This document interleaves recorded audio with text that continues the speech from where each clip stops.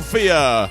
Well, hello. No bullshit. I got done right now just recording an entire podcast about 5 things that I believe the Eagles offense should do realistically, thanks to Barney in our Discord, which, again, reluctant to say.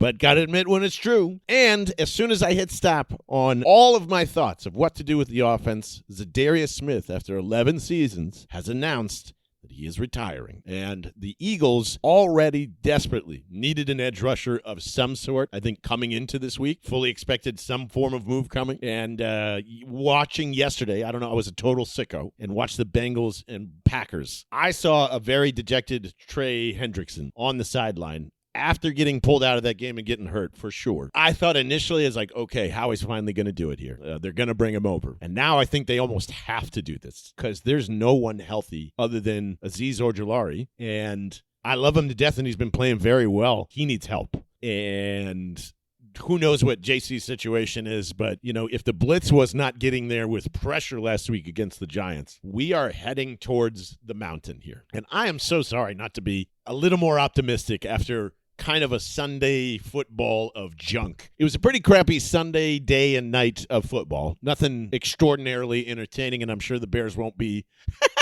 doing the same this evening. But we have been around too long as a fan base to know when there are bumps in the road and when shit has hit the fan. And we have hit the shit has hit the fan part. The injuries are piling up. You've got A.J. Brown clearly not wanting to be here, and I'm not going to dive back into that. You feel how you feel about it. Jalen is not playing great football right now, and I do think there are ways to fix this offense. But if you're now asking the offense to suddenly, which it now is, the entire focal point and really the biggest chance that the Eagles have to win each week is to go outscore their opponents, which, again, you and I believe that's what they were fucking prepping for coming into this season, which they are not. And I just feel as though they are so far behind from not only a personnel standpoint now, but just dramatically in terms of a rhythm. No one has a rhythm in the middle of this chaos going through. And man, there needs to be someone who just stops the bleeding here. And I don't know what's next, but there has to be something where I believe you got to start breaking this thing down. And if you really want me to be honest, I think barring any major changes or turnarounds with this Eagles offense over the next couple of weeks, you got to start selling these pieces. It's no one's fault other than Howie Roseman's, I believe. Let's just put it at that. And every time that we have asked for an opportunity at sustainability, and I'm not saying that they haven't, they've been in the playoffs, but in terms of playoff wins every single year, they're never going to be the team that I want them to be with this window, and I'm just going to let it go now. You know, like there is no, I'm going to grab this team by the horns and it's going to pick itself up, and the culture is so strong in there that they're going to make a triumphant run like 2018 and go back to the playoffs, even though they lose in the divisional round or an NFC championship game. Like that is not going to happen this year. I am going to start looking at tape. You know, pull me out of the fire if I'm going too far here, but this is not good.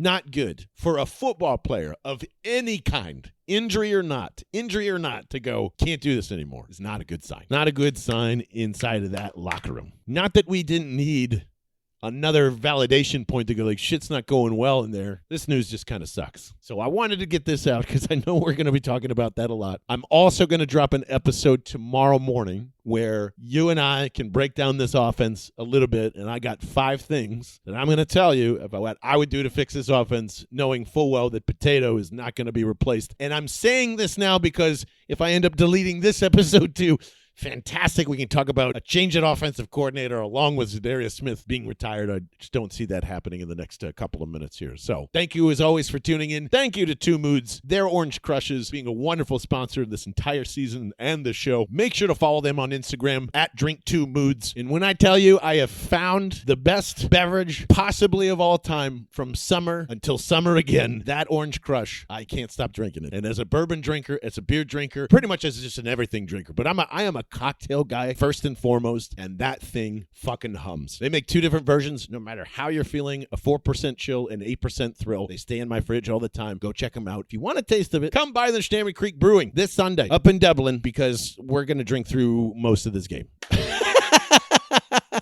We're going to hold our hands and go, you know what? We've got Orange Crushes, we've got Neshaminy Creek beer, and we've got good times. Let's just go on that. Hey, I'll just say this now. Go Flyers. Sixers, I will keep an eye on you, but I'm fuck off for now. All right? I'm not going through that again. I'm going to enjoy what's left of A.J. Brown and Jalen Hurts this season, and then I'm going to give my love to the Philadelphia Flyers with the hope of just making an 8th seed, because I want to feel fandom again.